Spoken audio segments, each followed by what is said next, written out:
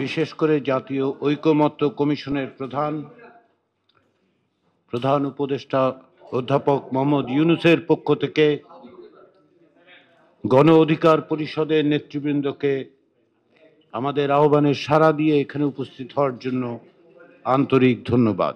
এই কার্যকর সংস্কারগুলো আমরা বাস্তবায়ন করি। এই সংস্কারের ক্ষেত্রে যেন অবশ্যই ব্যক্তি, দল, বান্ডেল থাকলে প্রতি সেনমানিতে টাকা বাঁচবে। বিকাশ সেনমানি বান্ডেল কিনে জিতুন প্রতি লেনদেনে। গোষ্ঠীর চেয়ে আমরা জাতীয় স্বার্থ এবং দেশকে যেন প্রাধান্য দিই, এটাই আমাদের আজকের এই কমিশনের কাছে আমাদের চাওয়া। এবং একই সাথে কমিশনের মাধ্যমে যেহেতু হেড অফ দ্য গভর্নমেন্ট আমাদের সকলের সম্মানিত প্রধান উপদেষ্টা ডক্টর মোহাম্মদ ইউনূস, তারই যেহেতু তারা মনোনীত টিম, তাদের মাধ্যমে প্রধান উপদেষ্টার কাছেও আমাদের এটি আহ্বান থাকবে, যে কোনো মূল্যে যেই সংস্কারগুলো আলাপ আলোচনার মধ্যে দিয়ে ঠিক হবে সেগুলো এই সরকারের অধীনেই বাস্তবায়ন করতে হবে।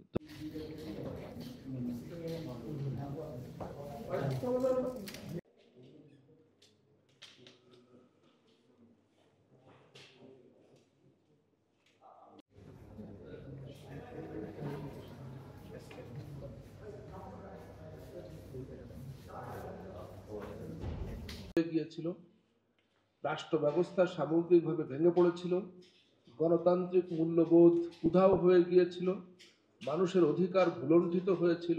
শহীদ যারা হয়েছিলেন, আমাদের 1971 সালের মহান মুক্তিযুদ্ধের বীর শহীদ, আমাদের গত অর্ধ শতাব্দীর সকল গণতান্ত্রিক আন্দোলন সংগ্রামের বীর বিভিন্ন অঙ্গ হারিয়েছেন, নানাভাবে ক্ষতিগ্রস্ত হয়েছেন, ক্ষতির শিকার হয়েছেন।